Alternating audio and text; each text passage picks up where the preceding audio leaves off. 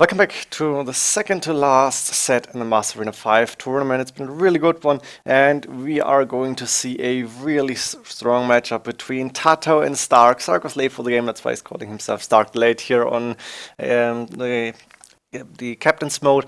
Just funny to see we have Italians, Aztecs, Burmese, and Malay banned. Makes sense. Incas banned from St4rk, and TaToH banning Slavs, not Mayans, which is really surprising to me. We have done Spanish, Malians, Japanese, Vikings, Goth, and Mayans, Byzantines, Celts, Britons, and Ethiopians. Let's go for game one right now. We have a Vikings against Ethiopians here. We have TaToH, for me, the favorite. I've said that in the last game. I think he's playing a little bit better right now. TaToH playing as the Vikings against St4rk Ethiopians. St4rk in this whole set is going to show how strong he is. TaToH is going to show how strong he is. We're going to see one of the best sets in the MoAre5 tournament. Maybe the best one, because it's going to be really high level games between those two players. The last time we had a losers bracket final in MoAre3, that was between Viper and NBL. That was really good as well. So history hopefully is going to repeat itself for you. It did for me, because I watched these games live, so I know pretty much what's happening in most of the games. Didn't see all of them.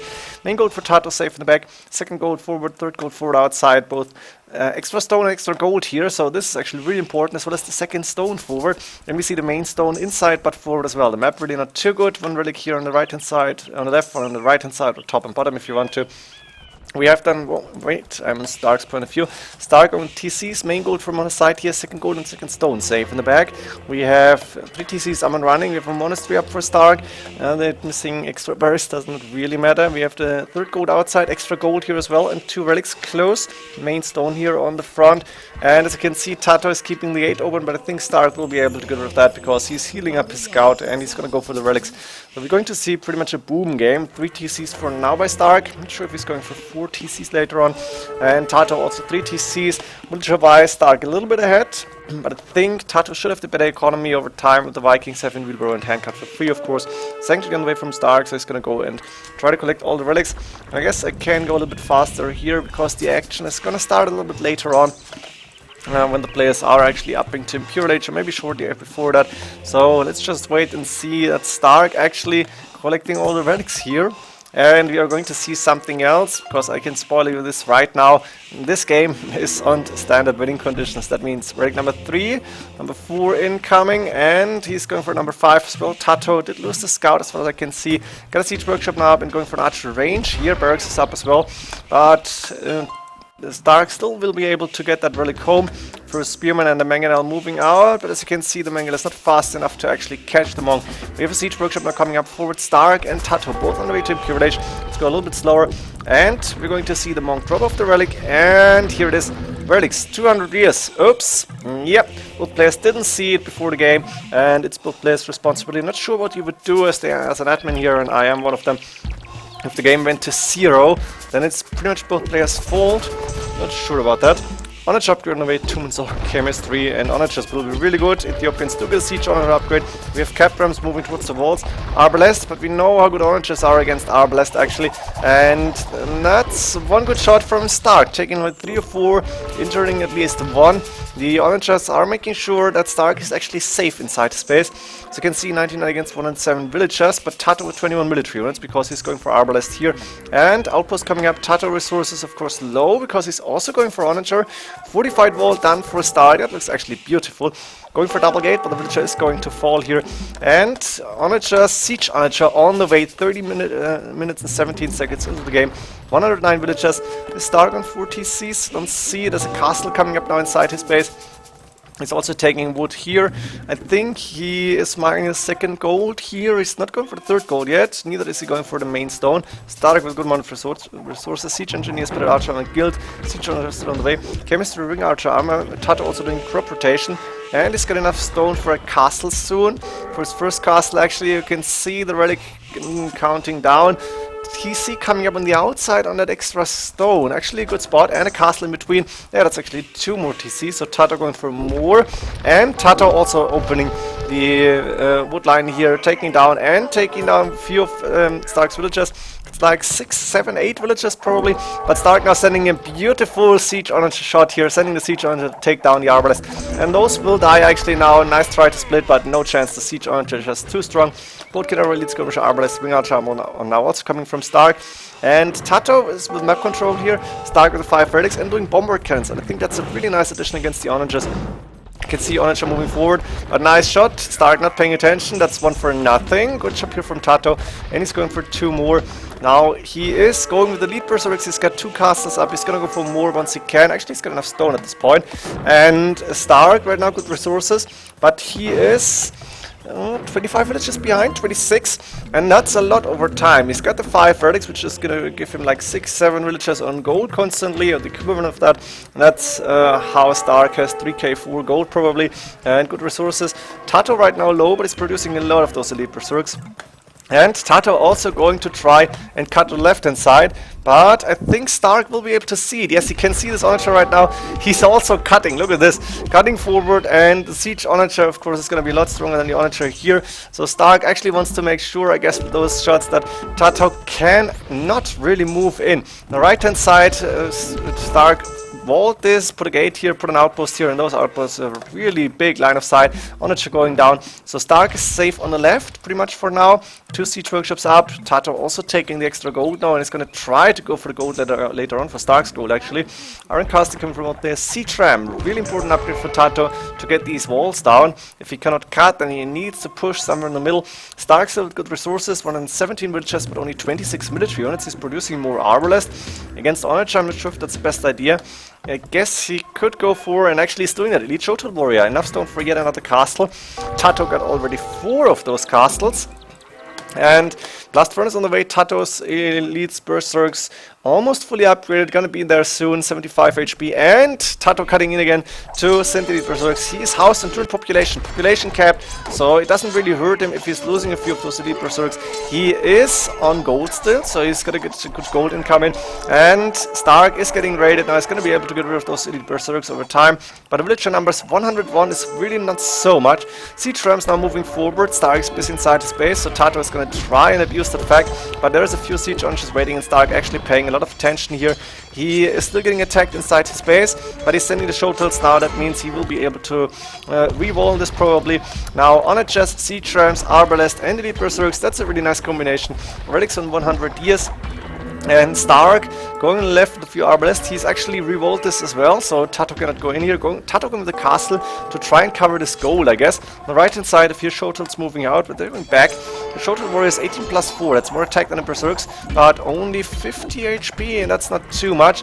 The shotels now moving out to try and do some damage, but they're going to run into 3 castles. That's not good. That's not what we want to have. And in the meantime, TaToH trying to move in. Is actually breached the walls here. The siege ram now going down, but elite berserks being pushed back, put back by TaToH. Probably wants to go with more military units because right now Stark has more actually. And TaToH gathering his elite berserks. Gonna go to the right hand side, to the left. I don't know yet. Through the middle. Stark is a really good defender at the point in the game. A lot of arbalest, but they might go down fast. 1 or 2 onager shots could be really dangerous here.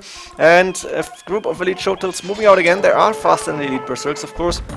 But elite berserks with better armor should be alright for him. For TaToH here. What else? On the left hand side, the siege rams moving forward, the arbalest will go down to the elite berserks, and TaToH now actually taking Stark's 3rd gold. That's a little bit of a problem. TaToH still good golden gun. Look at those meaty resources actually. And Stark, being a very fair player and being really careful, is actually putting the relics back. The relic out and back into the monastery, so we have again 200 years going down. Guard tower on the way from TaToH, not sure why. So you want to go for tower rush here. He's got 153 stone, no, that's Stark, sorry. TaToH with 769 stone, 5 castles. He had that extra stone here, so he could even go for another castle, but maybe towers will be better, I don't know. There's an onager fight here, 3 onagers remaining, that means the arbalest might be in trouble at some point in the game. A few onager shots happening. And Stark is still full map control, trying to push in the middle, then trying to push on the left. On the right hand side you can see, 4 trebuchets. The castle might go down actually. Elite berserks moving back once again. The siege is just too strong here. but the elite Shotel's obviously dying. Siege Rams are moving forward again on the right hand side. Elite Berserk's approaching. I'm gonna run into elite Shotels and the Onager here to cut the forest yet again. It's almost like Red Forest, where you want to wall everything against the siege Onagers. St4rk now selling food, TaToH selling food. You can see 3k gold in the bank at this point, and St4rk's actually low on gold, so he didn't have gold, a steady gold income except for the relics for quite some time. TaToH still mining gold at this point in the game, 56 minutes, and I think he's still doing, no, he's still taking gold at the front. Now a group of Shotel warriors moving out to actually start and raid this wood line. So TaToH is going to lose a few of this 125 remaining villagers. And that means, yeah, he's going back. He's recognized that St4rk is moving on. And TaToH in the meantime attacking that castle that St4rk put up. The few elite Shotels moving in, and TaToH actually attacking the ground here, taking down one of the elite Berserks, and this Onager is gonna shoot for quite some time actually. Let me try and number that one. Can I do this? No, it's not working. It's not working. I cannot number in spectator mode. Maybe it's only possible when you watch the game live. I think then it works. So this Onager actually is gonna shoot for quite some time. I realized it at one point in the game. Thought, what the hell is going on? What is this Onager doing? On the right hand side, St4rk now gaining more control inside St4rk's base. Sorry, TaToH gaining more control. One castle went down. The second castle on the way down. In the middle, the elite Shotels and Arbalest moving out. But there's really not a lot that St4rk can attack here. This castle, okay, so it could try and go back for the gold again. And on the right hand side, TaToH still with full control, a little group of elite Berserks moving in. On the left, actually this castle getting repaired by TaToH, so he's using some of his stone, and he's got a good amount of stone left. The Onager still shooting, by the way. This castle, is it going down? Onagers will die. Elite Shotels is gonna go really fast against those Onagers. And the castle still on half HP, 7k HP, that's a lot. Trebuchet is actually going down. On the right hand side, St4rk now moving back a little bit, but, sorry, TaToH moving back, but St4rk 50 against TaToH 77 military units, and as you can see, the resources from TaToH still looking really, really good. The Onager, by the way, is still shooting, and we have in the middle, some siege Onagers. I can see one right now, two right now, elite Shotel warriors and Arbalest. But St4rk apparently doesn't have enough. He cannot really move out, and his gold is running lower and lower. He needs to sell more and more resources. He still has the 5 relics. This is huge. But TaToH had a lot more gold to collect, and I think TaToH had a lot more villages for quite some time. So his resources therefore looking better. He's still taking St4rk's gold, and that's really big. We have a few elite Shotels moving out here, but St4rk now being attacked everywhere at the front. His walls are open, the elite Berserks moving in. Ooh, and there is Onagers, 2 Onagers waiting to go in. There's a lot of Arbalest, they might go down. The siege Onagers only moving forward, not shooting, that's a mistake. I guess St4rk didn't see them, now it's moving back the Arbalest, that's really important. But the Berserks are actually quite strong even against the ranged units, against the Arbalest here. Now Onagers moving forward, and those Arbalest need to go more and more back. The siege Rams approaching. This monastery actually getting attacked by Trebuchet here. It's not down yet, but it's only 96 HP, and the relics are out. That's the most important factor for TaToH, I think. Nice shot on the Arbalest. And TaToH moving forward. There's a castle and a TC waiting. Now a few of those elite children were able to defend, but St4rk only on 27 military units. His resources really low when it comes to gold. Elite skirmisher coming in from TaToH. By the way, the Onager is still shooting, and the elite berserks just waiting for the siege to approach. Siege Rams moving forward. The Trebuchet now going to hit that castle. And St4rk a little bit in trouble here. Elite Berserks raiding on the left hand side. St4rk only raided once in the game. I think that was around here when the elite Shotel warriors moved in. But right now TaToH is gaining ground inside St4rk's space, moving through the middle. The rest of those Arbalists going to be attacked by elite skirmishers very soon. Siege Rams approaching. The elite Berserks will be good enough. The castle almost halfway down. St4rk repairing, using the rest of his stone. He's not getting attacked on the right hand side any longer because TaToH now fully pushing in the middle. And the siege workshop coming up at front. We have TaToH with 114 gold, so not a lot, but still a good amount of food and wood. So he will be able to sell, and he's still population capped. The castle going down. This is not looking good for St4rk. Elite Berserks moving in now everywhere, and St4rk calling the GG in the first game. What an amazing first game here. Both players booming. TaToH had more villagers for quite some time, and St4rk wasn't able to claim his gold here. He was never really counter-attacking, trying to raid a little bit, but TaToH always having map control in this game, and like this, winning the first one, a close one in my opinion. Both players played really well, but TaToH in this first game a little bit better maybe.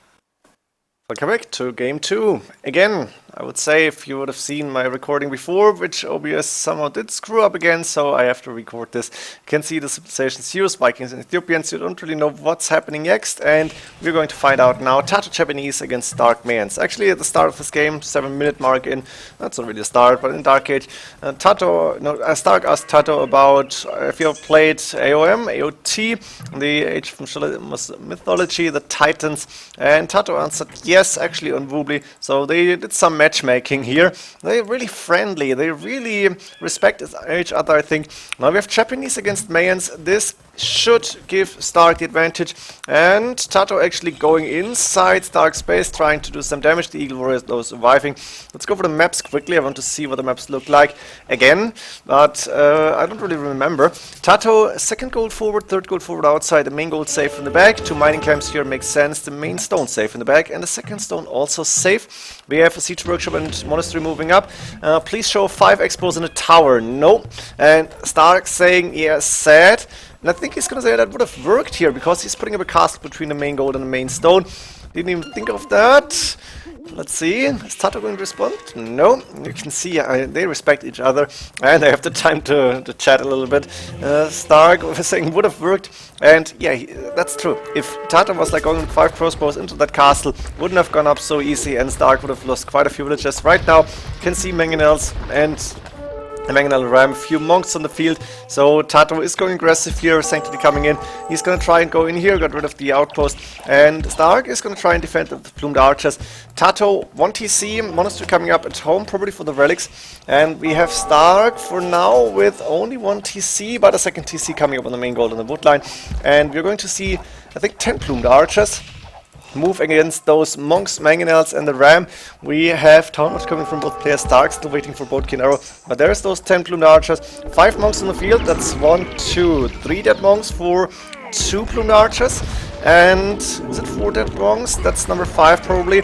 But now a good mangonel shot coming in. 3 more plumed archers going down here, 2 here. That's only 1 plumed archer remaining. Another siege workshop coming up from TaToH. But of course Stark can go for more, and Stark knows, okay, I'm smashed, so let's go for barracks. I can go Eagle Warrior. They're going to be really good against this. 2 plumed archers actually going to be able to take down those villagers because they don't have loom. TaToH only doing loom now. That's a little bit too late. 2 mangonels, a ram, and the monks still remaining. Eagle Warrior on the way from Stark. So Stark saying, I know what to do here. TaToH expecting this, I think, because he's going to add in scorpions, as you can see right now, and he's still going to try and keep the push on. The ram should move forward. I think it's going to attack the market. TaToH still in 1 TC, resources looking okay. She's spending a lot of gold, obviously, but he's saving up some food, and he can a lot of gold in quite fast here. A lot of villagers on gold, actually. The ram is attacking the market, and the mangonels are going to help here. We have Stark now getting more Eagle Warriors. You can see like 1, 2, 3, plus 3 coming in. Market going down. And Stark housed on 70 actually. He's going to lose 1 or maybe 2 more houses here. The TC getting attacked, but now Stark moving out with the Eagle Warriors. I think there are no upgrades on them, but it doesn't really need them. Monks going down fast. The Scorpion's actually doing a good job, and there's going to be a good mangonel shot against those Eagle Warriors. I remember that one. Yeah, there we go. But there is 1 Eagle remaining, getting killed now, and 3 more arriving. And with those 3 new Eagle Warriors, the Scorpions and mangonels can't really do a lot now. TaToH trying to save the relics, go back with those. This monk should make it, and I think TaToH is going to open the wall here. In the meantime, wheelbarrow coming from both players, a lot more plumed archers and Eagle Warriors coming on the field from Stark, who is ahead in villagers and now ahead in military units. This monk will make it. The other monk could get caught. Did he get caught? I'm not sure. The plumed archers walking towards the relic here. I guess Stark knew, okay, there must be monks on the field, and maybe TaToH's gonna try and pick this relic up. Opening the wall here, villager close, and TaToH could see the plumed archers, so he knew, okay, I need to revolt this. This monk is actually going down. The 2 relics gotta stay here for a little bit. The plumed archers are inside, almost inside TaToH's base now. So TaToH needs to go for another siege workshop, I think. Siege workshop coming up, and TaToH also on the way to Imperial Age, which makes sense. He was only on 1 TC. Stark though, good gold, not so much food. He could buy his way up if he needed to. Wheelbarrow coming up, I guess he can also delay because with the Eagle Warriors and plumed archers on the field, he will be able to defend for quite some time. University coming up, and there's a second and I think a third TC coming up here from TaToH now. He knows he needs some economy to counter Plumed Archers and Eagle Warriors. How do you do that? Probably with Onagers and Samurais, the Japanese. Of course, Monks should be still in the mix because they're gonna be helpful, but Eagle Warrior and Plumed Archer is a really strong combination against Japanese here. TaToH soon to be up to Imperial Age. He is gonna go with Mangonels now, putting down more monasteries, so it's gonna go for more monks. We're gonna see the monk upgrades, obviously. We're gonna see block printing immediately. Not sure about illumination. Yes, there it goes. Outpost actually coming up, so TaToH can see a lot here already. He knows when it's gonna be attacked, and I think TaToH now will try to move out. We have *4rk clicking up to Imperial Age. And we might see either Elite Plumed Archers or maybe Elite Eagle Warriors. I think that's the two main options. TaToH almost with enough stone for castle, so he should be able to get one of those up soon. *4rk rewalling makes a lot of sense, and he's actually going back into the safety of the castle. He has been attacking this monastery, that means the relic dropped out, but now TaToH is there, Theocracy on the way, and TaToH also with enough stone for castle. He's moving forward, putting the castle in the middle of the map. *4rk now actually up to Imperial Age, but TaToH is not stopping the castle. He's actually going to finish it. We have Bracer coming in conscription, 2-man store, so we're going to see more Plumed Archers for *4rk. He's not going for Elite Eagle Warriors at this point. I think the Eagles don't have enough upgrades. The Ram actually was able to do some more damage. I think that was standing here for quite some time. That was the Ram that took down the market in the house. Onager coming from TaToH now. *4rk doing leather archer armor, and he's going to go more and more upgrades on those Plumed Archers. Barracks coming up as well, so I think he's preparing for Eagle Warrior. Can see a lot of gold in the bank from *4rk, enough stone for a 3rd castle. And TaToH, let's see, arson tracking coming in. Eldorado, very important to see. *4rk is now taking into Elite Eagle Warriors. TaToH doing a trebuchet, actually 2 trebuchets, so it's gonna try and get rid of those castles. We have a good amount of monks here, of course +3, you've seen that, a lot of onagers, and I think he should start with samurai production now because he will need it against the Eagle Warriors. Elite Eagle Warrior coming up from *4rk, he's doing more barracks, and the castle though will go down. Actually, I think TaToH took down a few of those trees to place the onager there and place the trebuchet there. It's really nice. Castle going down fast, 3 trebuchets, and university, double university coming up. What the hell, *4rk, what are you doing? Is Io for real? That's what Mem would say here, and it's so appropriate. Double university coming from *4rk. I didn't see this for the first time I recorded this. Actually, we have a few Eagle Warriors trying to raid here, stopping a TC from going up. And these Eagle Warriors are going to be really annoying. TaToH in the meantime taking down barracks. He's going to go for that castle next, but look at that big ass army from *4rk. 17 military units already, fully boomed 125. That's more than enough for Mayans usually. I think it's a good number. And now TaToH's going to try and take down that castle. I think *4rk should counterattack at this point. He's going to send. Who's going to send? Actually, a little group of Eagle Warriors moving in from the side here, taking down an onager or 2. And there's more Eagle Warriors coming in from the front. We have a good amount of samurai, but they lack upgrades, +2 defense only, no attack upgrades, and not elite. The castle went down, but Elite Plumed Archer on the way from *4rk has got another castle here, and now he's moving with the Eagle Warriors. The samurai being taken down by the Elite Plumed Archers. There's not enough conversions, there's too many military units from *4rk, and TaToH needs to go back. He has 2 castles up now, the monks getting into the safety of the castle, but look at *4rk's military numbers. He is so far ahead right now, with a lot of upgrades on those Elite Eagle Warriors, fully upgraded, Plumed Archers fully upgraded, and those Elite Eagle Warriors are actually gonna go and attack that castle here. Plumed Archers helping against the samurai, and the Elite Eagle Warriors have arson, so they can take down the castle rather quickly. A few of those eagles being annoying. The samurai need to move back here, and TaToH 100 villagers looking good actually, but he has been behind, of course, for quite some time. The castle going down, the Elite Eagle Warriors, more of them moving in, the Plumed Archers helping out, and TaToH actually calling GG at this point in the game. Maybe it could have gone on for a little bit longer, but what do you do against Elite Eagle Warriors and Elite Plumed Archers when you don't have Elite Samurai and a lot of onagers here with the Japanese? Maybe there's something else I'm missing, but that was a really good game from *4rk here, using the fact that Mayans have a really strong army composition and being patient, winning the game in early or mid-Imperial Age with a very nice counterattack. So game 2 going to *4rk, we have the 1-1, and we're going into game 3 now. And I need to go early into game 3, which I didn't really see because TaToH with the Malians is tower rushing against Britain. Stark. Let's go for Stark's base first. He's also on the way to Feudal Age main gold. On the side here, no back base. That's not too good for him. Main stone forward. Quickly walling already. Watchtower coming up from TaToH and an archer range. The second stone outside on the left hand side and the main stone forward. This might be dangerous. So Stark may have a hard time to get towers up. Second gold and third gold on the right hand side outside. On really close. That doesn't really matter, I guess. The Watchtower is up and TaToH, of course, starting to go through those walls. Stark is up to Feudal Age, doing a loom immediately. If archer range is up, for the Britons, of course, archers makes a lot of sense. Now a second archer range and a Watchtower actually coming up on the main gold. Nice wall off from Stark here, but of course it's only palisades here. That means TaToH will be able to go through here. Castle Age on the way from Stark. Look at this, it didn't even really blink. Instead, going up to Castle Age like he intended to do. He's got 4 archers already, and +1 fletching is done. Watchtower coming up, but Stark is up to Castle Age. The thing is, he can't go for crossbowman immediately, but he got the +1 bonus, and looks like all the archers are dying right now. Only 2 military units left for each player. A few towers are up here for TaToH, but Stark should be good at this point. A lot of gold coming in from the main gold. He's moving around with the archers to maybe try and snipe a few units. I don't know. Let's see how he's going to continue this. He still needs stone, I think, and he still doesn't have a lot of resources. 30 villages against 38. Now those watchtowers going to be annoying and take a lot of space here. And a siege workshop coming up. So we're going to see mangonels probably. TaToH resources looking good. 40 villagers. His space is alright. Ooh, trying to counterattack here. The market might not get up. Third gold outside. Second gold inside, but very forward. We have the main gold safe in the back, the second stone safe in the back, the main stone forward actually. And I think TaToH has been taking a main stone. Yes, archers and skirmishers actually on the field, and TaToH clicking up to Castle Age 21 minutes while he's losing the watchtowers inside Stark space. Now a few archers going into the watchtower to make it stronger. The mangonel are getting repaired, and this tower of course is weak because no archers inside. This one should go down fast. TaToH still on the way to Castle Age. So he's actually done the damage, I guess. For now, both players with the same villager numbers, and TaToH with better resources. Stark is slow, he needs to get rid of these towers, and he's got only farms in the back, as you can see. But now the second TC is up, and is he on stone? Is he taking stone right now, or did he buy some stone? No, he's actually taking a main stone, which is good for him. Getting rid of the last towers. That means Stark at this point will be safe, I think.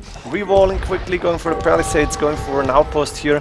Mangonel approaching, so we see a siege workshop coming forward from TaToH. And we have 100 stone in the bank for Stark, so he can go for a 30C. Actually, he's got a 30C already. My fault. Walling on the right hand side, stone walling, this is nice, and he should be in time before the crossbowman can move in. He might lose a villager or two.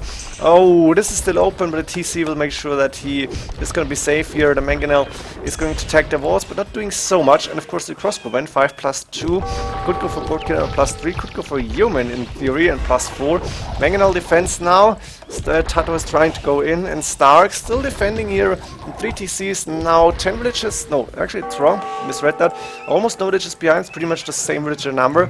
Malian's knights coming in to help the crossbowmen and mangonels, and you can see a lot of mangonels from TaToH here, so he should be able to go through these walls. The question is, can he do the damage then? Crossbowmen should get boat killer in my opinion. Not sure how Stark's resources look at this point. He could afford it, but maybe he wants to go for Imperial Age first. He's looking to save up apparently. 6 mangonels, that's a lot. Chain barding armor coming in from TaToH, bloodlines as well.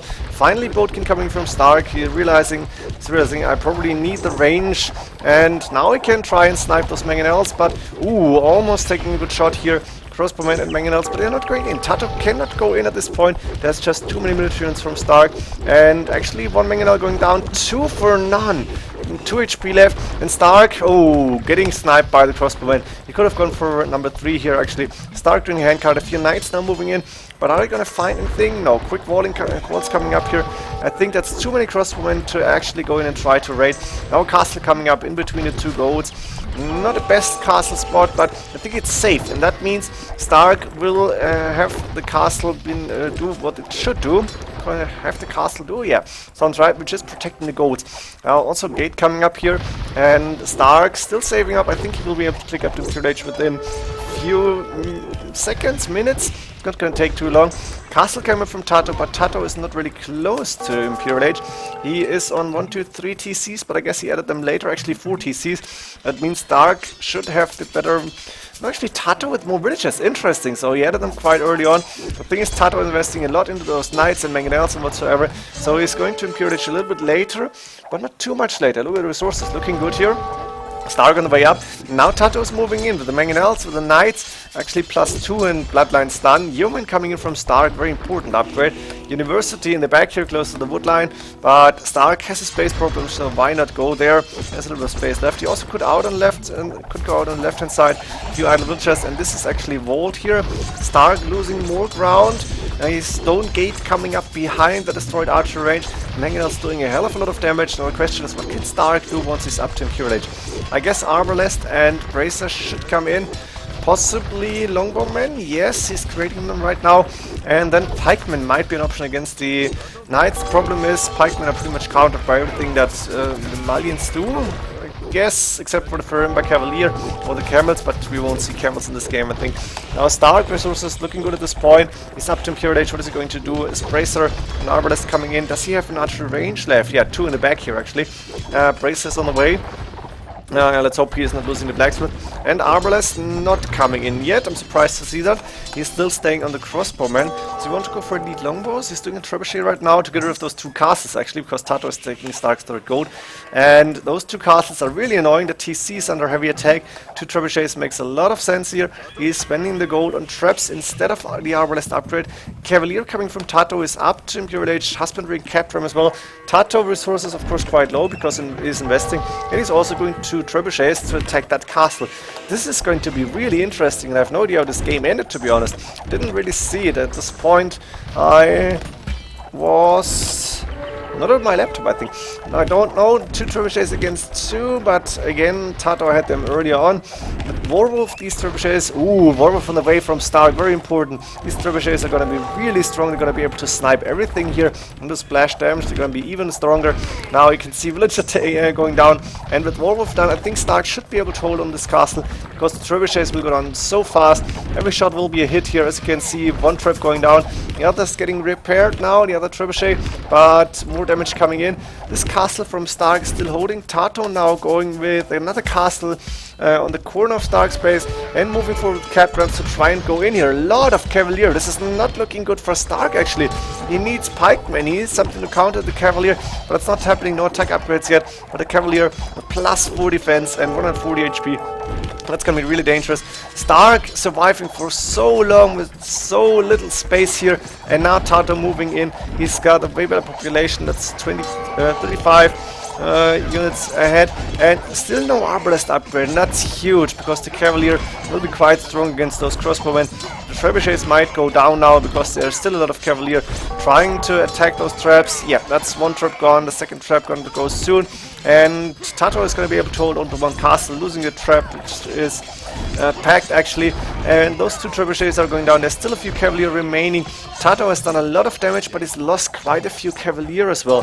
Now Stark has the problem, 74 villagers only, trying to rewall here, but he doesn't really have a working economy, and TaToH at this point in a pretty dominating position. And yeah, Stark saying that's actually really it's a GG, and calling the GG here. He didn't have the back base, so actually a bad map. If he had a back base, maybe 1 gold inside, something like that, this could have been totally different. Maybe he should have moved out the left hand side, but TaToH is already there. And the tower rush from TaToH pretty much working. Didn't really win him the game in Feudal Age, but I think it delayed Stark so far that TaToH was then able to go in early Imperial Age and do a lot of damage here. So this 3rd game actually going to TaToH with a really nice rush here, and it's time to go to game number 4. At this point in the game, it's interesting to look at the remaining civilizations. TaToH got Goth and Spanish. The question is, which civ would you like to play against with the Goth, Byzantines or Celts? You can't really win Byzantines because the Monk Rush will kill you, and Celts seem to be better than Goth as well. Spanish can beat both, in my opinion. Let's see how the games are going, what the players are picking. You can see TaToH with the Goth here and Stark, Byzantines. So in my opinion, Stark with Byzantines got a way better civilization here. He is with 6 villagers on the main gold, which is forward, but He's taking that, and I think he's going with the Monk Rush here, with the Monks, with the aggressive game maybe. We have the second stone outside, the third gold forward outside, the main stone safe in the back, the second gold and an extra gold safe in the back, so st4rk's map actually quite decent, I think. He is going to be able to, going up to be in car stage first. We have TaToH with the main gold safe in the back, second stone safe in the back, second gold safe in the back, extra gold safe in the back, really nice for him. Oh, very good. Third gold outside, which isn't so much of a problem. The main stone on the side here, forwardish. Now, we do see two villagers and the scout moving forward. Double monastery coming up. Actually, that's looking really nice. Two houses, two monasteries, both on the way from st4rk. TaToH only now going double siege workshop. Can he see the monasteries? Not yet. He's about to find out about one here. And I think st4rk saw the siege workshop, saying, what the fuck? Yes, double siege workshop from TaToH here. This is amazing. I haven't seen that in quite some time in the tournament. I've seen it from Terror, I've seen it, I think, from Metal or something. Somebody played against LB2, I remember casting that game. But what do you do against Redemption Monks here? The Ram, yeah, that's gonna be alright. But even the Ram can get converted, and the Monk is already starting to convert that Ram. There we go. One Ram getting converted. The Scout not able to take down the Monk, remaining 12 HP remaining. And st4rk the three monks, three monasteries moving out, and he should be able to convert the siege workshops next. Actually, could go for insta convert here. He's got that Scout taking on a Mangonel. TaToH is in trouble. st4rk 1 TC for now, is that correct? I think he sold the stone probably, which makes sense. And TaToH probably not going for a second TC here on the woodline, and the second stone here, double stable coming up. He knows it's against monks now, trying to go for a double siege workshop. He's really ballsy. He's now deleted those siege workshops, or maybe st4rk. No, I think he didn't convert them. st4rk in the meantime trying to collect the relics, and he's gonna succeed there. A little bit walling on the left hand side just in case. And he's attacking the wall with the converted battering ram actually. Lightcap down for TaToH, but st4rk in a very commanding position right now. How do you stop that Monk Rush? How do you stop st4rk going aggressive here with the barracks now? He knows Lightcap might be an option. The Huskers is not an option against the monks, so why not go for a few spearmen? Alright, gonna be able to protect my monks. The ram is actually going in, attacking that house. st4rk has two relics already, and I think he's bringing in the third and possibly the fourth relic. Now there's three Lightcap moving out. They should be able to catch this monk, and if st4rk is paying attention, this monk should go at to safety of home as well. And in the middle, we have 6, 7 monks maybe, more coming up, forging away from st4rk to make these spearmen stronger, and now st4rk is going to move in. Outpost coming up. There's the Lightcap, but the two monks at the front, they're going to be sacrificed for the greater good. The spearmen moving in, and we're going to see a few conversions here probably. That's like 1, 2, 3, 4 Lightcap converted, at least 5. No, I think it's 4, and 1 monk remaining. Not the worst fight here from TaToH, but st4rk now with 15 against 0 military units, going with the siege workshop. I guess there was 1 monk going down to the Lightcap as well, but it's not a big deal. Lightcap moving in, and the wall coming in too late. TaToH has loom, but the Lightcap's still going to be able to disturb their economy, causing a lot of idle time. The ram is moving in to take down the market, and the spearmen and a few monks moving inside now. st4rk looking really good here, and TaToH maybe with the wrong pick here. I think, imagine here Teutons right now against the Byzantines. That would be such a different game here. Maybe you wanted to have Goth to be able to counter some archer civs here, but I think Goth was really not the best pick. And the drafts are interesting to watch, let's be honest. They can lead to one-sided games where you know, oh, I got a better civilization, I'm going to win this in like 9 of 10 games. And in those tournament games, usually that's the case. A Watchtower coming from TaToH, he doesn't want to give up this, but this game. But st4rk only 3 villagers behind, monks on the field, spearmen out, the 2 rams might go down to Lightcap now, but there's again more conversions starting. Actually st4rk a little bit late here. Can he get a few conversions? He's losing quite a few monks, but only 1 Lightcap now, no one remaining. There's a monk, and those spearmen actually doing a hell of a good job. st4rk is now advancing to Imperial Age, and while TaToH is trying to defend here, getting that siege workshop up, he's nowhere close to Imp because he's investing into Lightcap, or has been investing into Lightcap. Now crossbowmen coming up, and st4rk, I think in Imperial Age will be able to get 12 range monks, maybe capped rams coming in, or he could go for the cheap elite skirmishers. Not sure what his plan is. Maybe he's just gonna continue to smash here, and chemistry is an option technically to get bombard cannons out. Heavy plow, fletching, gold shaft mining. Fletching looks like elite skirmishers, or maybe even arbalest. Now st4rk lost a little bit of that forward, I guess, and TaToH having some time to breathe, but the thing is, Imperial Age soon to be done by st4rk, who is going with the castle in front of his main goal and protecting also the third goal outside, doing 3 archer ranges at least, maybe more crossbow on the way, so we're going to see Arbalest against the crossbows from Goth here, and that means those crossbowmen will die really fast. We have a ram from TaToH, but he's not going to be able to take down the castle with a single ram, and Imperial Age coming in. Brace side probably on the way immediately, I hope at least, and TaToH calling GG before anything happens. Boatkin are actually not done, so Boatkin and Arbalest. But TaToH knows this is over, he's too far behind, he's not going to be able to fight an Imperial Age Byzantines player, so he's calling here. And I think Teutons would have been better here than the Goth in the pick, but it doesn't matter now. TaToH picked the Goth, and st4rk playing this safe but playing strong. He knew what he had to do, and like this we have the 2-2 in 4 games. Really nice for us because it's going to be at least 6 games in this match. Now we know that the last game is st4rk Celts and TaToH Spanish. Let's go there. st4rk's map really not too good, in my opinion, because it doesn't have a back base. At least the main gold is safe in the back, but the second gold and main stone forward, the third gold and second stone on left hand side outside. Relics, one on the left here, that one almost in a neutral zone, and st4rk deciding to go with a tower rush. Berg's coming up, house coming up. I think TaToH doesn't know about this yet. Maybe he's expecting it, but st4rk saying, hey, you tower rushed me, I can try to do the same thing. 3 villagers on gold right now, so he's probably going to go for archers. And we have an extra gold on the left hand side. Let's go to TaToH's base here. Watchtower coming up, and of course the scout already attacking. TaToH quickly trying to wall with palisades, leaving a tree here. This could give us a tree hop actually, I would hope to see it, but you never know what's going to happen. We have TaToH's base, main gold safe in the back, that's nice for him. Extra gold and extra stone here in the back. He can see this. Yes, that's got it. Very good for him. Got a main stone on the left-hand side safe in the back as well. The second gold. Where's that? That's one outside gold. That's the second gold outside and third gold outside. But he's got that main gold and he's got the stone safe. So he should be able to defend here, actually. TaToH also was in stone for quite some time. Probably wants to get a castle up soon. So he's giving watchtowers. I'm not sure about the tower rush. I guess it makes sense for st4rk to go with that, because he's going to delay TaToH with the castle, with the conquistadors, with the monks, with the dangerous castle age army, and in the meantime he can go for a better boom here, and that means going for a better boom, chances of surviving are higher in castle age and in Imperial Age. The Celts of course really strong. Could go either way. I'm really not sure what the best strategy here is, but with the tower rush, this is actually a new meta in total in my opinion. So you never know how do you play this. Castle Age coming from TaToH, so he's going to be in Castle Age before 17 minutes. A few watchtowers are up for TaToH. Here's a few from st4rk. He's going to try and move the left hand side. He's got 2 archers. He's going to have a lot more here. I guess there's 5 archers in that watchtower. Let me check quickly. Yes, there we go, 5 archers here, and that watchtower not attacking the villagers. That means actually st4rk should be able to go in on the left hand side if he wanted to. He could get rid of that tower. The thing is, TaToH will be up to Castle Age, and TaToH has enough stone for a castle, which he's going to put exactly in front of his main TC. I remember that I saw Mem predicting this castle, but ooh, 1 villager going down, even though there was Loom. But it makes sense to get that castle up in front of that TC to get rid of the 2 towers.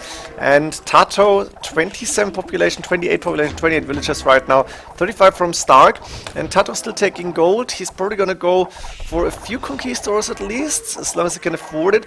And Siege Workshop now coming up to get some mangonels out, maybe to try and get rid of those watchtowers faster. st4rk, as long as he can, is taking the berries here.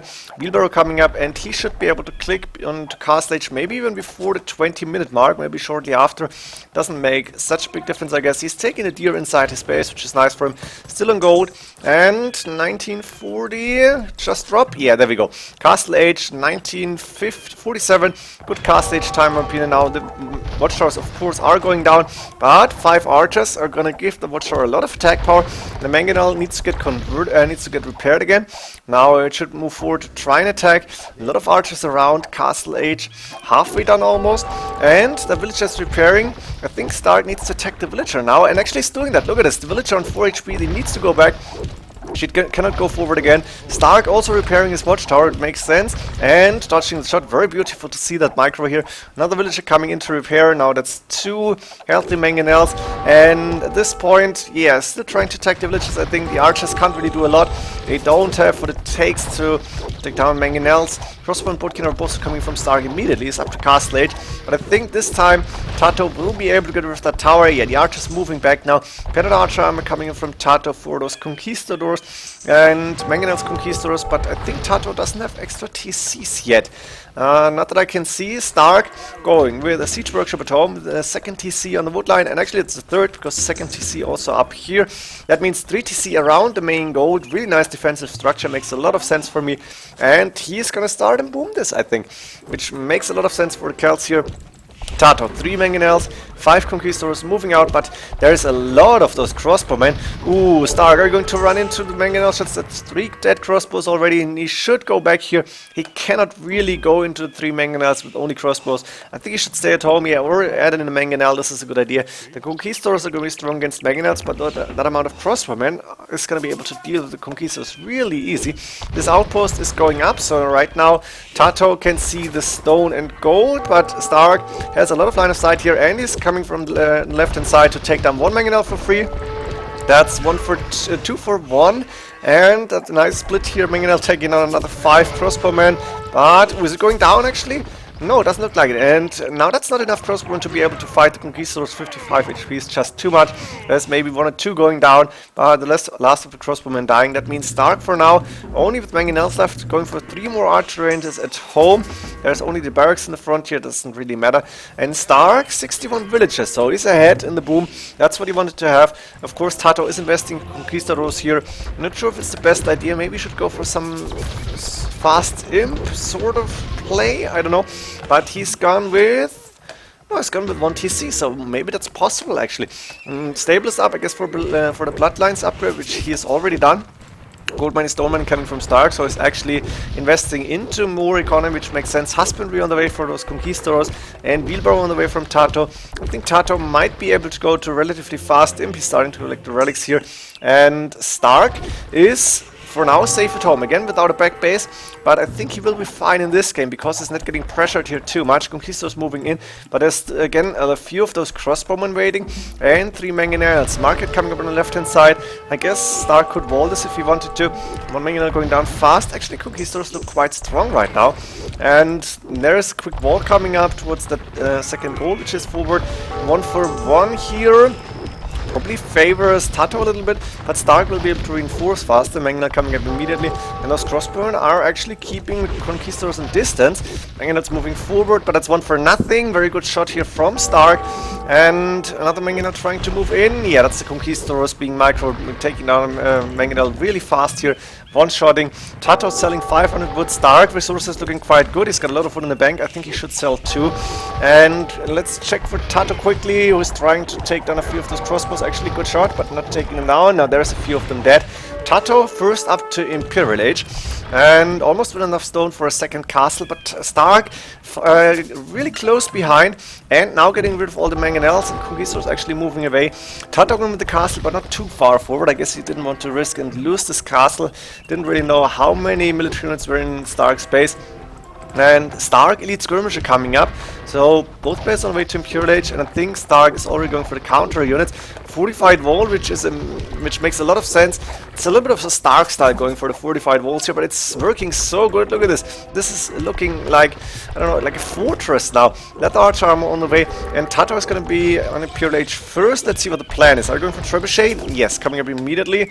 Probably to attack those siege workshops. I don't think Stark is a castle. Actually, I'm wrong. He's got a castle here. Conscription coming up. Chemistry on the way. Elite Skirmishers, crossbowmen, which cannot be upgraded to arbalest. And I think, yeah, he needs siege. Captain coming up at TC on that stone outside, but a few of the villagers dying to 2 conquistadors. Now those conquistadors are pretty much doomed. And TaToH, 27 military units, but Stark at 44, 46 right now. Captain production starting, resources for Stark looking decent. He's going for more archer just to get more elite skirmishers out. Now TaToH doing the archer upgrade because he could see all the elite skirms, and I guess TaToH maybe should try and go into heavy cavalry. The problem is he doesn't have the economy to do that. He's got a second TC now, maybe it's a third TC. It's the second TC, and that means he needs to stay on, like, I guess, Monks, Conquistadors. Monks don't have the block printing yet, and one Stark is going for his own Onagers, which is possible. They might be needed. Against Sea-Trams, the Monks won't really be good.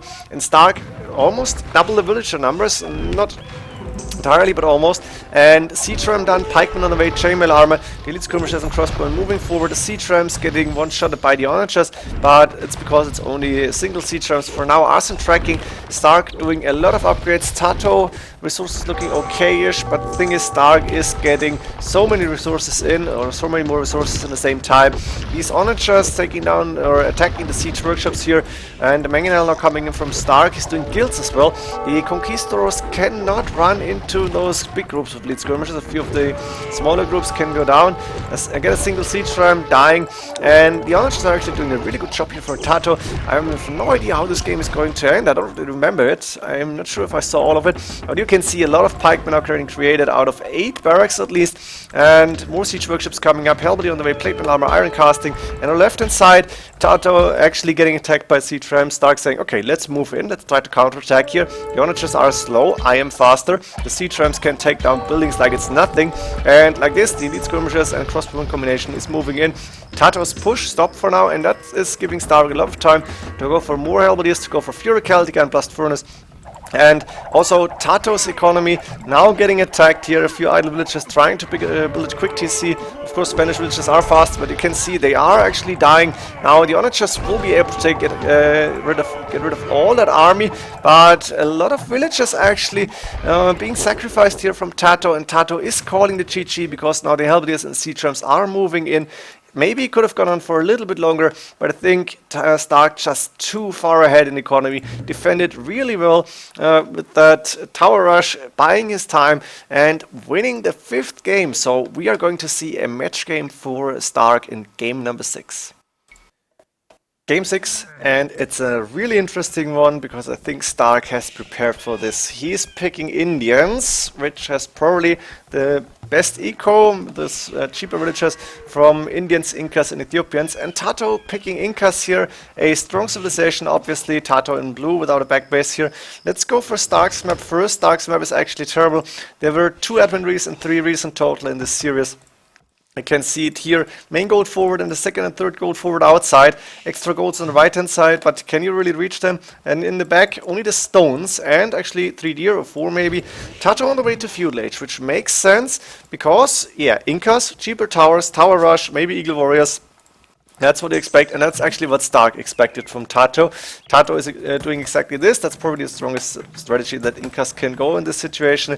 Main gold for TaToH on the side here, forwardish. Third gold forward outside, and the second gold on the right hand side outside as well. Second stone, extra stone here in the main stone. That's looking really beautiful. 3 deer outside. Now there's a barracks coming up, and TaToH attacking the wall, going for a watchtower. And now Stark is reacting. He knew this was coming. He knows about his golds, and he's going immediately with like 6 villagers and 2 militia, I think, also coming up. TaToH building an archer range, trying to finish the watchtower, but he's getting attacked by a lot of units. These palisades getting put up quickly, and you can see already 3 villagers, maybe 4 soon, attacking that watchtower. So this watchtower is going up, but it's going to go down really fast here, and it shouldn't be able to do too much damage. Actually, that 1 militia will die, but that's really not the point here. So TaToH's initial rush getting denied. The villagers trying to engage now, but it's not enough of them. And Stark now saying, okay, I can counter rush this. TaToH is suddenly in a defensive position, and Stark is he on stone? I think he's moved on stone. 3 villagers, yes. And he is towering the archer range and barracks. Not sure, I guess he could wall it in if he wanted to. And he's also keeping the gate open. Look at this. Watchtower coming up. Yeah, and a quick house here. Oh, this villager kept the gate open, but now this is technically closed. Stark moving back to help with the watchtower. And now Stark is the one who is going for the tower rush, going for an archer range of his own. I'm not sure what's inside that archer range from TaToH. He shouldn't put too many units inside. There are actually 3 archers coming up. But we might see the walls now from TaToH, from Stark soon. And Stark is going aggressive here. Watchtower coming up, a second watchtower on the walls, close to the main gold, which Stark cannot see yet, but I think he's about to find out. And those archers from TaToH now moving back to the safety of their home. Skirmishers on the field from Stark. He's doing horse color, and he is still trying to go in now. TaToH going with the defensive watchtower here. He should be on stone as well. Yeah, he's taking the main stone, and Stark with another watchtower. I'm not sure if it's the right strategy to go counter tower rush here, but for now TaToH is delayed quite a lot. Is a little bit panicking. He's controlling himself, but it looks wild. And now a few stone walls, a stone gate coming up here. I think that's not a bad idea, to be honest. Sometimes offers a lot of protection. A few palisade walls coming around those two military buildings, the barracks and the archer range.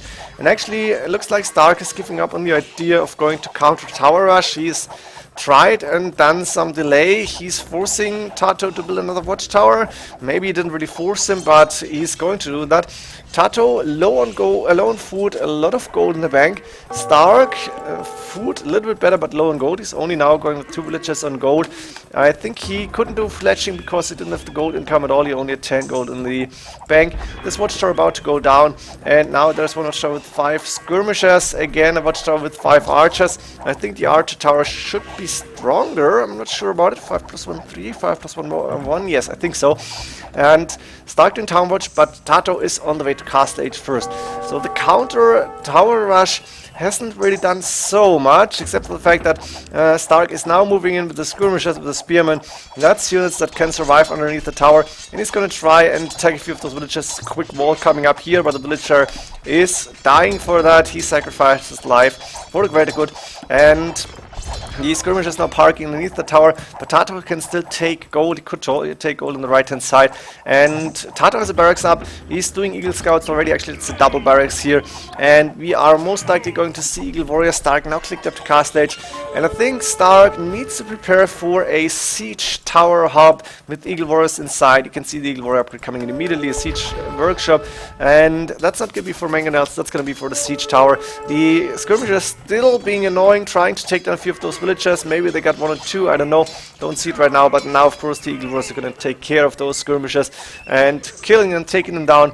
That watchtower could be annoying, so maybe we're going to see a mangonel first. Stark walled in the archer range and the barracks, and he is now going for double stable, triple stable actually.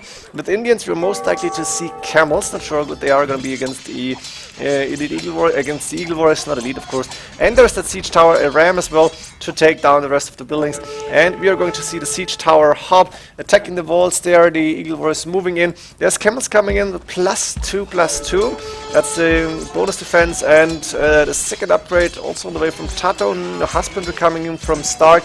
Not +3 yet. I think they could go for +3 in castle age. But as you can see, the Eagle Warriors actually dying to the camels here. Stark with the better numbers, and that means Stark for now is safe inside his base. TaToH are doing any extra TC. Second TC is up. Third TC probably on the gold. Yes. And we are still seeing a little bit of a fight in the middle.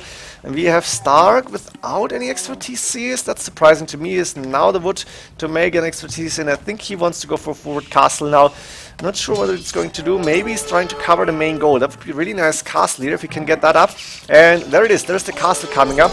And what is TaToH going to do? Counter tower coming in immediately. And this tower should be able to deny the castle, seeing that the Eagle Warriors are moving out. That's a really dangerous castle here from Stark. He has to move back, and that's a failed castle push. And this is huge because a castle costs a lot. It costs a lot of villager time. A few of those villagers were dying, and Stark is still only on 1 TC, which is not really his playstyle. Maybe he planned to do this, but without the castle going up, this is going to be really difficult. There's a lot of camels now around, but a watchtower was a very good idea from TaToH, and Stark needed to move forward. Now the counter castle coming in from TaToH here. I need to go faster again. And with that castle coming up, that means Stark's castle. I should have read this fucked map, Chi-Chi. Yeah, I think Stark could see the castle, and he's calling Chi-Chi. He's too far behind in economy. Interesting to see him call the Chi-Chi right now, but I think he knew this was over. If he had gotten up that castle, it would have been a lot better. And I think, yes, Stark should definitely have taken a restart. I think he had 1 left. On those goals, once he saw them, I think he saw them quite late, the outside goals. He could see the main gold, and he didn't find any gold inside. He still didn't call for restart. It was a really nice counter attack from st4rk, but he wasn't really successful in the counter tower rush then. Maybe he should have gone for defense and just tried to boom faster.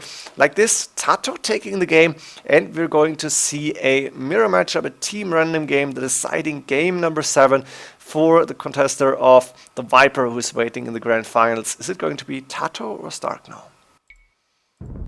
Memstradamus is real, because Mem was the one I was in the channel who said, yeah, Team Random, it's gonna be Burmese, and he was so right. st4rk against TaToH, the last game, a Burmese war. We've seen it before, Dracon against CL, we're going to see it again here. We're going to see different playstyle, but it's gonna be a really interesting game with decent maps for both players. Actually, st4rk's map quite awesome. Deer inside, main gold, second gold, third gold, safe in the back. Only a stone, a little bit troublesome. Second stone outside, main stone forward. We have one relic in between the two players in the neutral zone. This one closer to st4rk. This one a little bit closer maybe, and an extra stone here. Let's go to TaToH's map right now.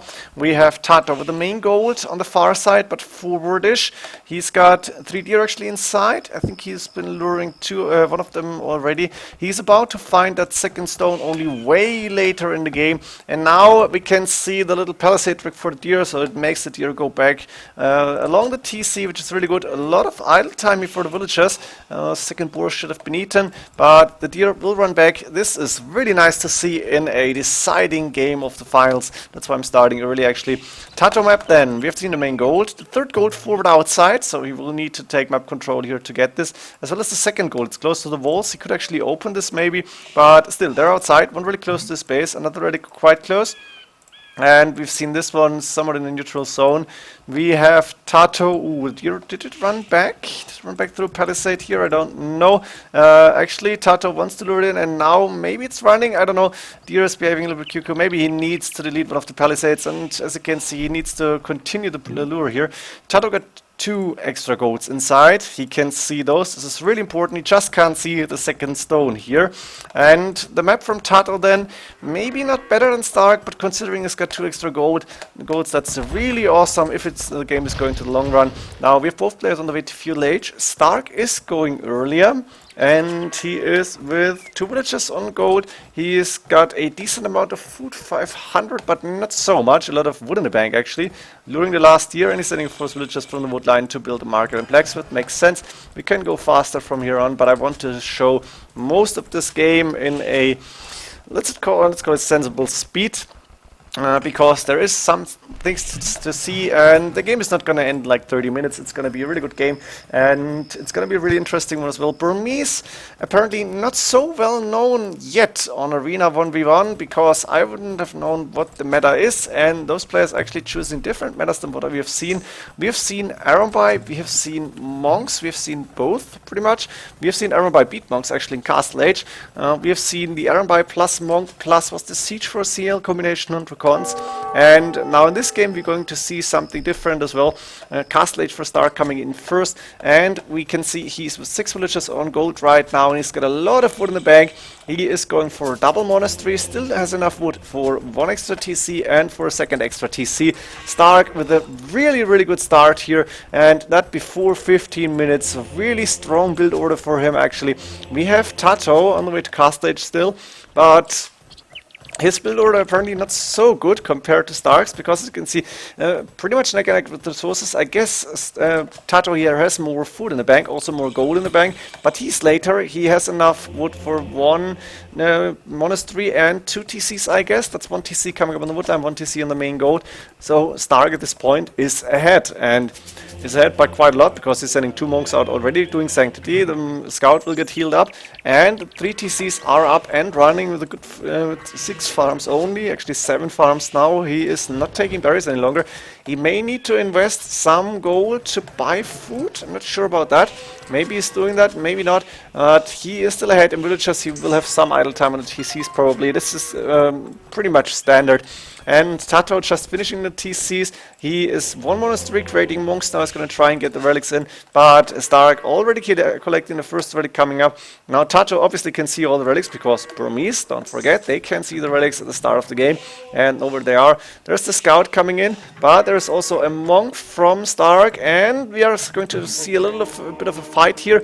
That monk is that scout is not gonna get converted. The monk obviously going to die, so TaToH will be able to grab that relic. But the other relics are still on the open field, and we have 3 monks and a scout from TaToH. And then again, Stark, 6 military units. So let's check. 1 monk coming back. We have 3 monks and a scout waiting here. That's monk number 4. And I guess there's number 5 on the open field already trying to grab another relic. He's probably aiming for the one on the right-hand side. Actually, the scout from TaToH is here. Stark can see the scout. TaToH can see the monk. Can he convert it? This could be really close. Thankfully, he was stunned. Don't forget that. And the monk converting the scout. 1 HP left. This is huge for Stark, getting the scout back. Now, of course, TaToH is going to try and reconvert, but that's not going to happen. The scout is too fast. TaToH doing further atonement coming from Stark, actually, so he wants to be able to convert enemy monks. And now the 5 monks moving out. I don't think TaToH has atonement done yet, not sure about it. Of course, 50% cheaper monk tax is going to help a lot here. And that means Stark now with a really big advantage, 2 scouts, full HP, and 5 monks trying to grab those relics. You can see the monk is really running fast with the further upgrade. I think that was done by TaToH. 1 scout got converted, but 1 monk going down. 2nd monk probably dying, and a scout got reconverted actually from Stark. So Stark is going to be able to grab the rest of the relics. He's going to have 4 against only 1, just in case deleting this monk, suiciding it, but he is getting the advantage here with 53 against now 56 villagers. So TaToH actually ahead right now, but I think Stark had a better economy for quite some time, so I guess he's still in the lead when it comes to that. Now TaToH doing TC number 4 on the main gold, which which makes sense. Double stable coming up. He's expecting to see more monks, so probably aiming for light cav. Wheelbarrow on the way, gold mining done. And Stark, a nice wall up on this side. Actually, minor fights, the scouts now taking on 1 monk, but going back after that. The relic will come in. Stark is on stone at 23 minutes with 2 villagers, and he's going to revolt. It's actually 3 villagers. The monks and scouts can stay outside, it's not a big problem.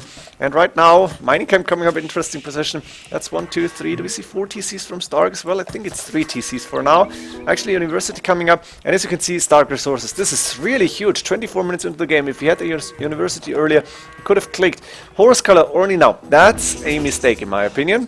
But Stark has been moving really strong, as you can see with the resources. TaToH not even close to clicking up, and villagers, TaToH is only 2 villagers ahead at this point. Heavy plow coming from Stark now as well. Barracks, double stables. We don't see any military units yet, so Stark actually with a really good build order, maybe one to learn from. That's possible, except for horse color. Everything was pretty much perfect, I feel, and getting 4 relics in says a lot. Stable now coming up from Stark as well, but he is not on stone any longer. Actually, there was a villager converted by TaToH, getting an outpost up, but the villager then, I think, got suicided. Double stable now also from Stark. Husbandry, light cav on the way, so he's expecting a monk defense. Nobody going for Armbar yet. TaToH got a little bit of stone in the bank. Of course, he's sending a lot of villagers on the main stone now, and that makes sense. He's also on the way to Imperial Age, but he's a little bit later, almost 2 minutes.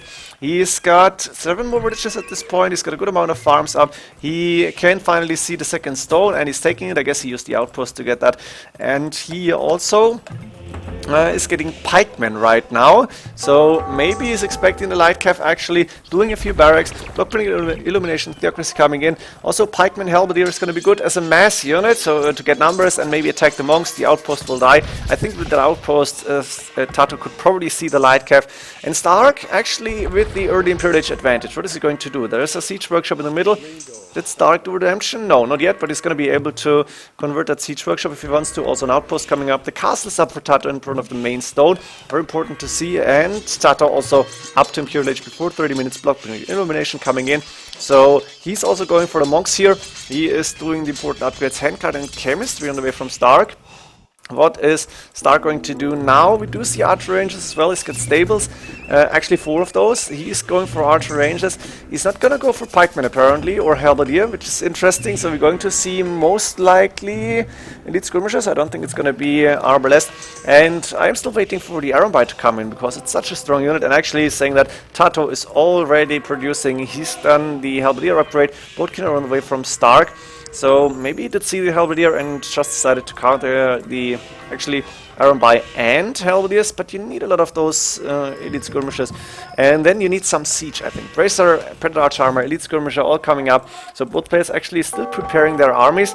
Minor fights happening. I think the siege workshop got converted or destroyed, one of both. Trebuchet now up. Albert is moving around. Another castle coming up to protect the third goal. This is really important. Actually, it's castle number 3 here for TaToH. And Stark doesn't have castles yet. Crop rotation for both players. Conscription is very important. The Trebuchet might go down.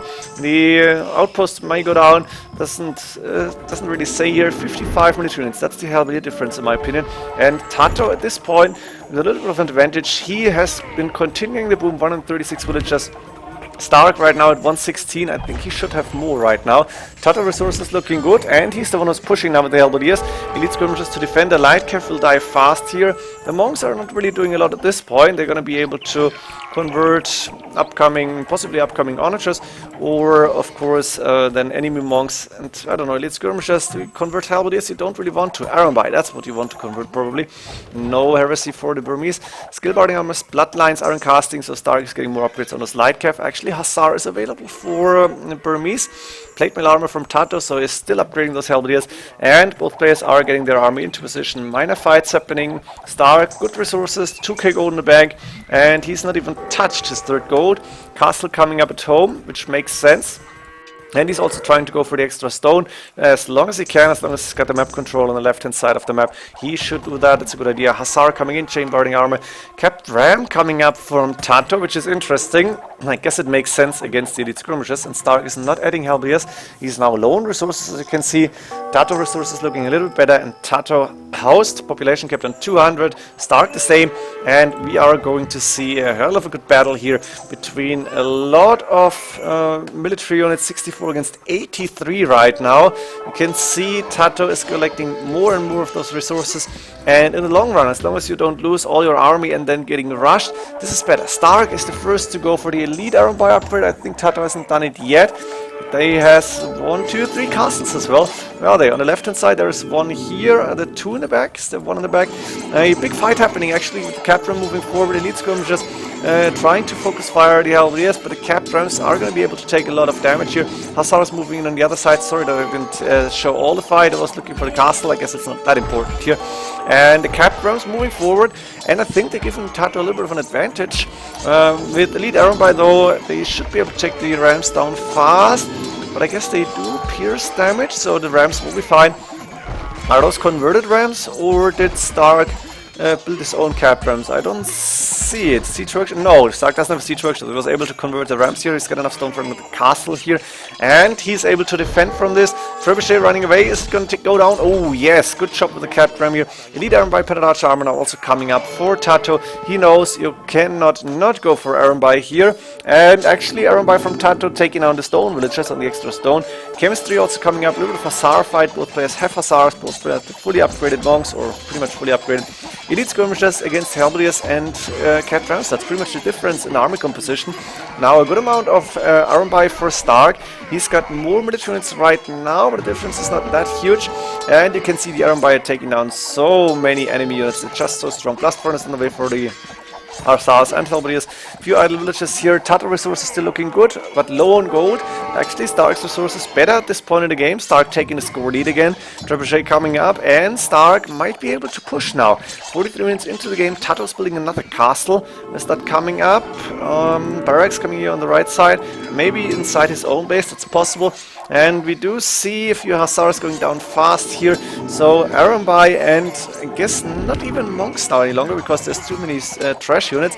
But Ironby plus trash plus siege. Trebuchets against Capped Rams right now is what you might need to go for in those Burmese fights on Arena. TaToH and Stark so close, neck and neck. 20 villager difference. That means Stark has more military units, but TaToH should still be able to get more resources in. He's right now spending a lot of those resources, and he's losing a fight in the middle. He is losing a battle. I think the Capped Rams are doing a good job of getting taking a lot of damage, and they're getting rid of the trebuchets, I guess. Castle coming up here from Stark in a forwardish position. A few villagers taking wood here, not going for the extra stone actually. And now Stark, 66 against 61 military units, so actually quite close. The Capped Rams moving forward to go and attack the castle, and the Ironby, as we could see, are not so strong against the Rams, and that's a problem, because Rams is something that Stark is not really countering right here. And that means with the Rams on the front, the Ironby can shoot from the back and attack everything. while the Iron By elite skirmishers are attacking those rams. So TaToH coming back, same military numbers, now TaToH actually better, and a little bit of score lead even. 2-3 trebuchets up, or 2 trebuchets now from TaToH, hitting that forward castle, and I think Stark has villages close, so he might lose this. He's sending villages immediately, but the castle will be halfway down. No upgrades on those buildings, not sure if architecture is available. Now counter trebuchets, and suddenly TaToH with more military units. I think the Catram's doing a good job, and Helmeria's Hussar is going to be able to try and counter this.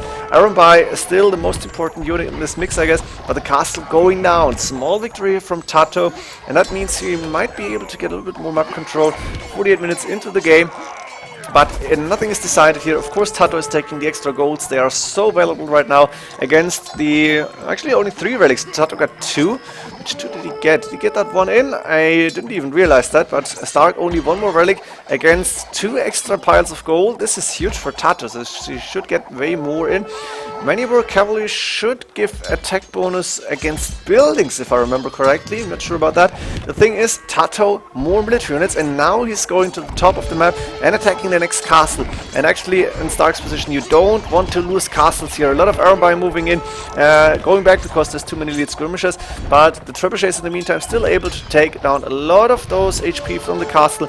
Stark is not even repairing. Does he have stone? He has the stone to repair, but he's not sending villagers. Only now, but it's too late. Again, another castle going down.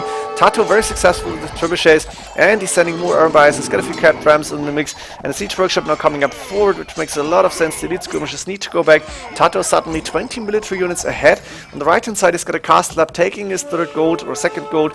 Stark was not able to raid there. Maybe he should have tried that, but he was busy defending. There was a big fight in the middle, and TaToH slowly, but he is going to get map control. He is now approaching Stark's walls. He's going to get trebuchets up, attack the next castle. There's only 2 castles remaining for Stark, and he needs Iron By. Without Iron By, this could be over really fast, because there's no easy way to counter Iron By plus this trash combination, and the cap rams are actually a really nice addition. It's only cap rams, no siege rams for Burmese, but they're doing a good job. The Hussars obviously are helpful against the elite skirmishers. The Helmerias are a good counter to the Iron By, so actually the army composition from TaToH is working here. I think if maybe Stark added some siege onagers or cap rams, something like that, could work as well with the elite skirmishers. Not sure what is better here, but as you can see, TaToH is right now in a very commanding position, sending units from everywhere, with Stark still got gold, 1k full gold in the bank, TaToH 1k1, so pretty neck and neck at this point. TaToH has more trash resources, and he's moving into Stark's base. Is this going to be the GG here? Is TaToH advancing to the next round? It looks like right now. Onager coming in from TaToH, this is huge. You can't really afford too many monks to convert onagers, I guess. Trebuchets again moving forward. Stark's line of defense is along these houses. TaToH population capped. Stark actually as well, but only 159 is building more houses, which is very good. And as you can see, the captain again getting attacked, and that means no other units will be getting attacked at that time. Trebuchet is sitting now the military buildings.